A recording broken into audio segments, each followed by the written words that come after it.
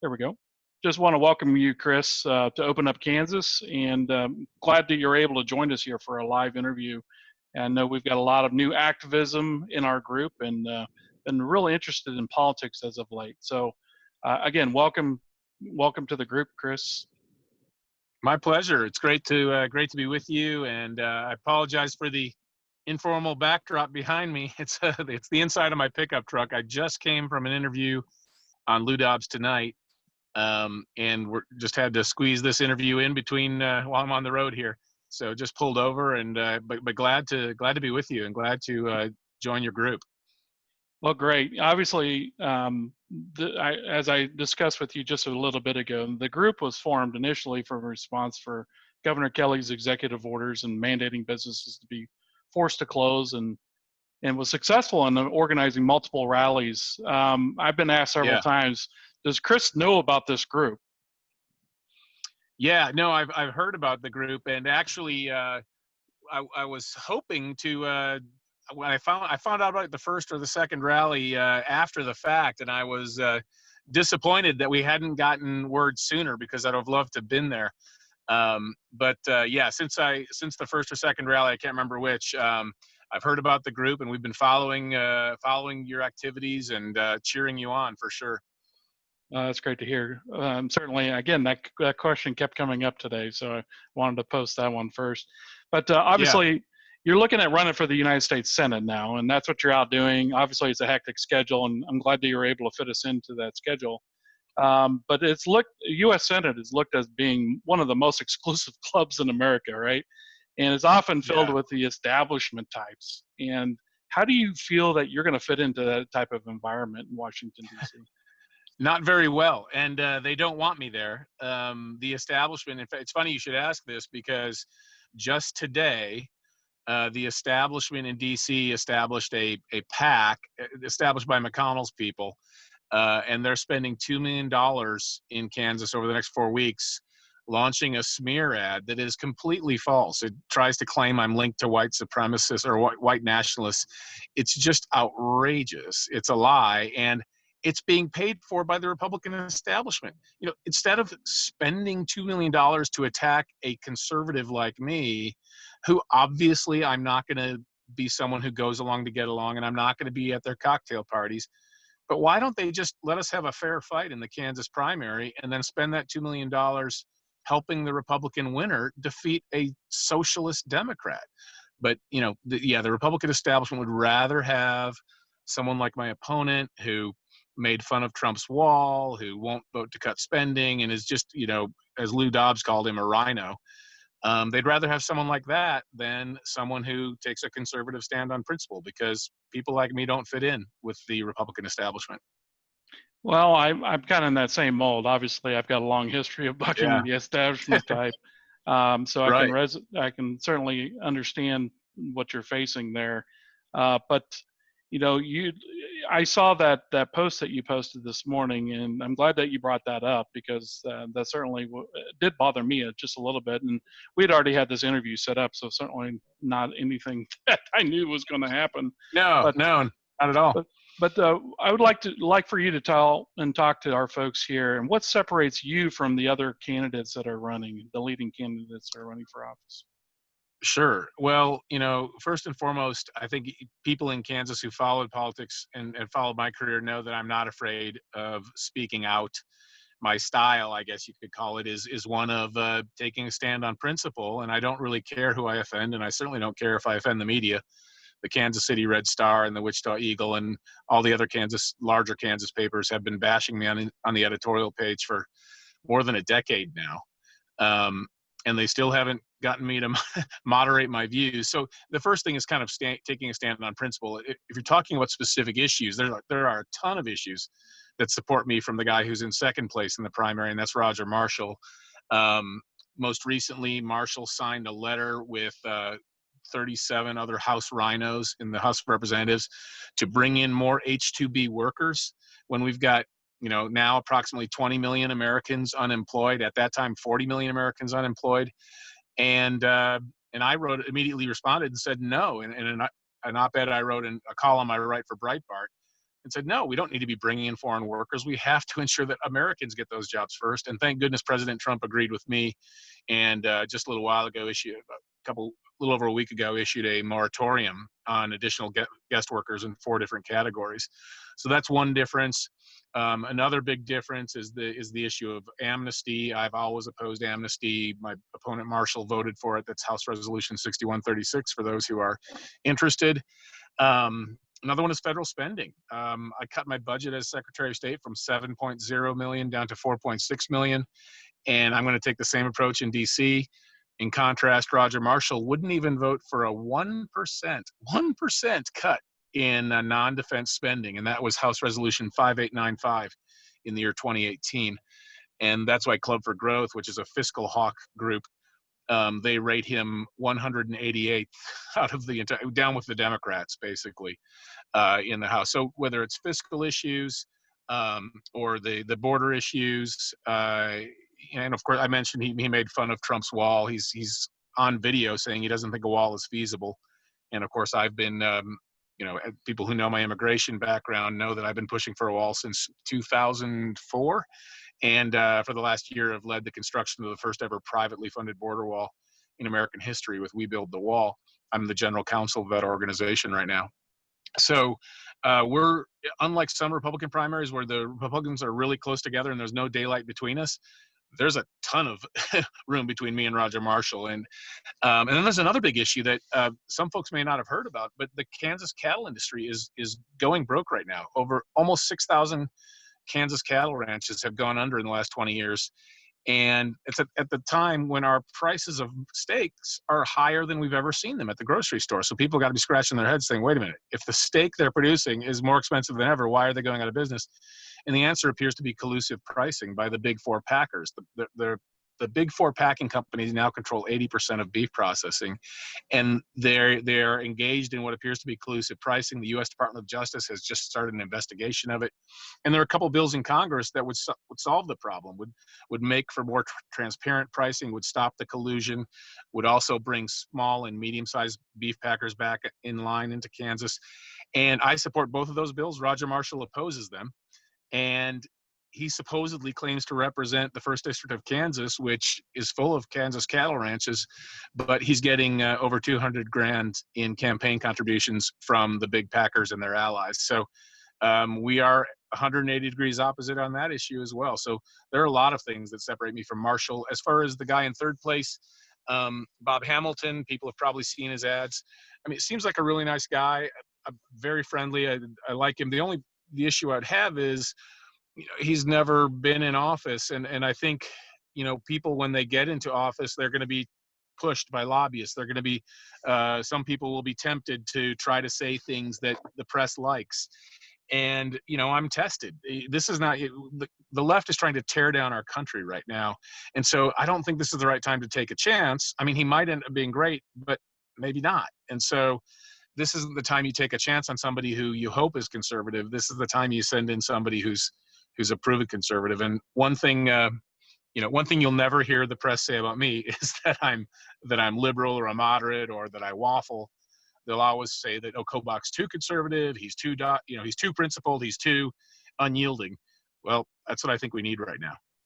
Well, I'm glad you brought up spending initially in your comments there, because obviously with the pandemic, we've seen a ripple effect with out of control spending, in my opinion, and it's just it's just absolutely it seems to be spiraling, and we have a national debt now that's certainly out of control.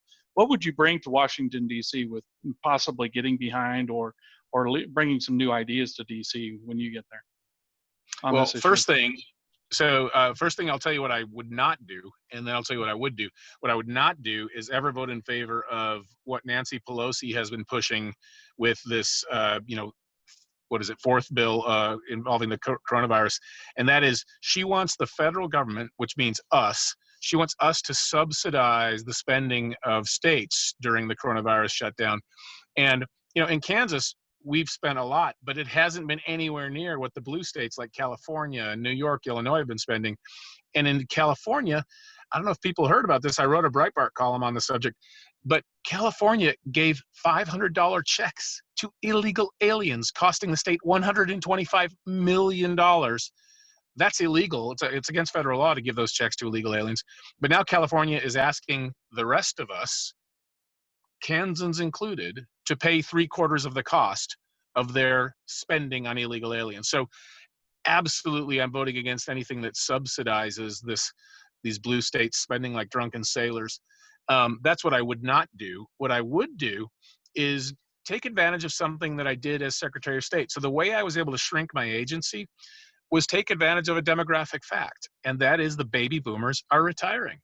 11,000 people a day on average are retiring because the baby boomer generation is aging. As a result, lots and lots of government workers are leaving their jobs. And so I told my deputies at my agency, hey, if a position comes open, let's see if we can get by without filling it. That way we can shrink our agency without actually firing anyone. And we did it. The federal government should be doing the same thing. There are thousands of federal employees retiring every month. And what we should be doing is saying, okay, let that natural shrinking occur. Let that natural attrition occur. Let's shrink the size of the federal workforce, with some exceptions, like ICE agents and certain law enforcement agencies that you just can't shrink. But everywhere else, in the Defense Department would be another potential area where you don't just shrink as much as you can. But everywhere else, let's shrink the numbers of employees, and you can get the same sort of cost reductions that I achieved at the Secretary of State's office. So that's what I'm going to try to do in Washington, D.C. Great. Well, I certainly like to hear some of that. That's for sure. One of the other big issues that's always on my radar, it's something that's really disturbing, actually, is if the healthcare remains as one of the biggest issues facing Americans. Yeah. The Republicans failed to address this mess with Obamacare, obviously, when they had the majority in both the houses and in Congress. What kind of new ideas, or what kind of ideas could you get behind as a new U.S. senator in this area? Yeah, and we could have abolished Obamacare. Thank you, John McCain, for that parting gift of not voting to abolish Obamacare because of his personal spite toward President Trump. Look, we're going to get rid of Obamacare, and I'm very confident of that. The Supreme Court is likely this fall to do so. I won't go into the nitty-gritty of that decision that's coming. But the question is then, what do we do when Obamacare, part of Obamacare or all of Obamacare is gone? And the answer is we've got to drive down prices. And the way you drive down prices is not through government mandate, it's through competition. Let me give you an example. So I've been a type 1 diabetic since 1977 when I was a kid. And in 1977, the price of a vial of insulin, which lasts me about 2 weeks, and it's a necessary thing I have to live, that price was $3 a vial. Now the price of a vial of insulin is almost $300. Almost $300. And do the math, I need that every 2 weeks. So you're talking about thousands upon thousands upon thousands of dollars. Now, why is insulin so expensive? When it was discovered in 1921, there have been no major advances. I mean, things have improved a little bit in the composition of it. The reason that insulin prices have skyrocketed is there's no generic competition. There's a little loophole in federal law that says biologic medicines, those that are derived from a living organism, those biologic medicines are not subject to competition from generics. We should get rid of that loophole, and you would automatically see insulin prices drop. And there are a lot of other biologic medicines, arthritis medications, MS medications, a whole host of things. We would see the prices drop. But what is it that causes the drop? It's competition. So let's take that same principle everywhere. Let's let insurance companies compete across state lines, so Kansans aren't limited to just a handful of companies. We should be able to pick and choose from 100 different insurance policies from every state in the nation.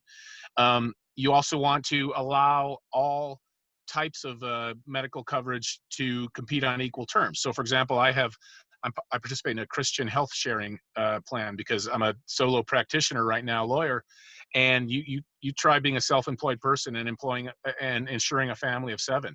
It'll blow your mind. So, but one of the disadvantages of Christian health sharing imposed by the government is it isn't treated on the same tax terms as garden variety insurance. And so we need all forms of medical planning and care to be treated on the same level playing field. So maximize competition, get rid of that barrier to generics and then the biologics, and then maximize competition across state lines. You do that, and then the final thing is this.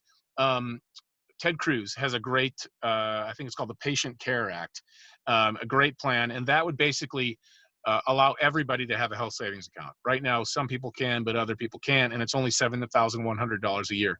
He would increase the amount to $30,000 a year, and every American could have it to run everything from insurance premiums to over-the-counter drugs to prescription drugs, everything you run through your HSA, which is tax-free. That would have a huge effect because more people would be paying for things directly. And when you pay for things directly, instead of having an insurance company pay for you, you become more price sensitive, as I am, because I'm paying for my prescriptions directly.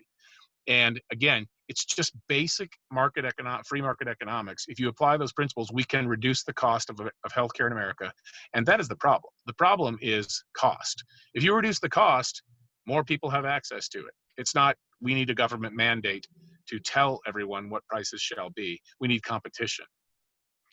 Well, one other thing, when I think of the United States Senate, I think of longevity in office. I would like you to talk about your stance on term limits, if in fact you support those. I know you mentioned Ted Cruz. He introduced legislation earlier this year, or last year, I believe, for term limits in Congress. Is that something you do support?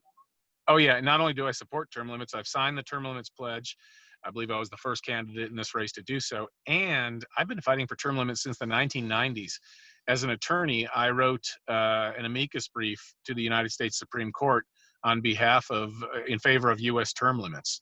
And I've been working with that organization for years, trying to bring about term limits in Congress. It is a huge struggle because most members of Congress are not willing to limit their own terms. They want to be there for life. And so you've got to have staunch conservatives like me in there who will pledge to support term limits, who will pledge, not only do I pledge to support it, I pledge to introduce it anytime someone like Ted Cruz has not introduced it already. So we will have term limits. If I'm in there, we will have it before the Senate every single year, and I will be pushing it. And I just hope we get enough conservatives to vote for it, because it takes a 2/3 majority, as you know, to amend the Constitution, a 2/3 majority in the Congress to propose an amendment. And unfortunately, the Supreme Court made a mistake about 20 years ago and said that this is basically the only path we have left. For a while there, we were trying to do it, and we were succeeding in doing it by having individual states oblige their members of Congress to vote for term limits or face the label on the ballot, failed to vote for term limits. And that would have brought more and more legislators kicking and screaming into supporting term limits. Now we're relying on legislators to come to the realization that it's good for America. You know it's good for America. I know it's good for America. The Founding Fathers never wanted people to be spending their entire lives in Congress, but unfortunately we've got some lifers in both parties, and that's not a good thing. Yeah, to say the least. I know you're short on time, but I had one last question here. And obviously, I worked in the grassroots here in the state of Kansas for several years now, and I've seen you both win statewide election, and I've also seen you lose the statewide election. Right. So you're now hoping to gain a seat in the general election against a Democrat that's very similar to the one that you perhaps lost to this last time, right? So what would you say to that question, and why are things a little different going into this? No, I'm glad you asked the question. So the reason is that first of all, for the past 56 years, we've been alternating Republican, Democrat in the governor's race. There's never been two Republicans following each other. And I was trying to break that pattern. And unfortunately, that the weight of that historical pattern, proved impossible to break. And then if you look at it more specifically, What happened in 2018 is the Democrats used the weapon they always use as a sledgehammer against the Republican. They say the Republican is going to close schools, even though it's false. And the other thing is they then, put me next to Sam Brownback in every ad, and Brownback had the second lowest approval ratings of any governor in the country. And that would have happened with any Republican on the ballot.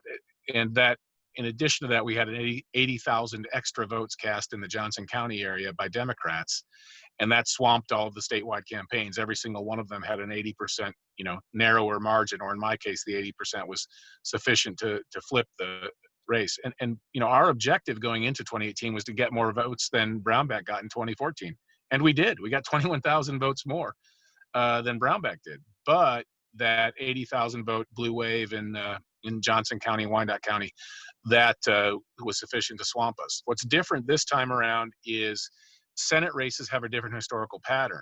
Republicans or Kansans are much more conservative on federal issues like national defense, foreign policy, border protection, U.S. judges, things like that. And so since 1932, Republicans have never lost a U.S. Senate race. And all of the polling, you don't have to take my word for it, all the polling says that no matter who wins the Republican primary this year in the U.S. Senate contest, that person will win the general. And it doesn't matter which person it is. The polls have tested me against the Democrat, have tested Bob Hamilton and the others.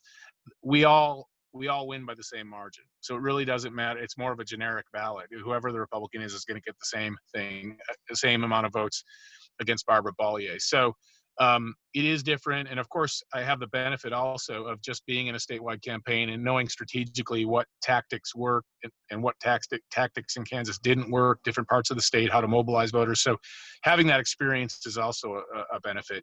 So it's definitely a very different environment. We're going to win the general.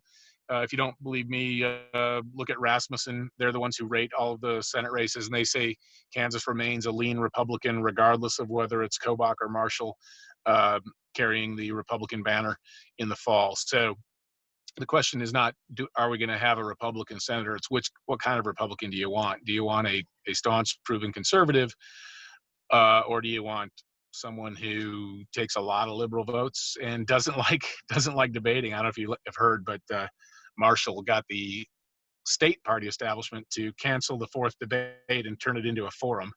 And a forum is one where he doesn't have to answer questions. So anyway, it's a very interesting race. If people do want to help, and we could use their help, go to my website, kriskobach.com, KRISKOBACH.com. If you want to chip in, we can use it, because the establishment in DC has just launched this $2 million false ad campaign against me. If you don't want to contribute money, but you'd like a yard sign, click that button. If you want to walk neighborhoods and help us get out the conservative voters of Kansas, you can sign up to do that too. But we really need the help of I've won 2 out of 3 statewide elections, and it's always been because the grassroots conservatives have come out for me, and they know that they could trust me. So I encourage people who view this to go on our website and help in any way you choose. Well, like I said, Kris, I really do appreciate you joining us today. I know you're on the road. I know you're busy in between the different interviews. Thanks for taking the time with our group today. And my pleasure. Yeah, and we'll be reaching out again in the very near future. Thanks again, Kris. Appreciate your time. Thank you. I really appreciate the opportunity. Take care. You bet. All right, Kris. Thank you. All right. Take care. We'll see you. See you later.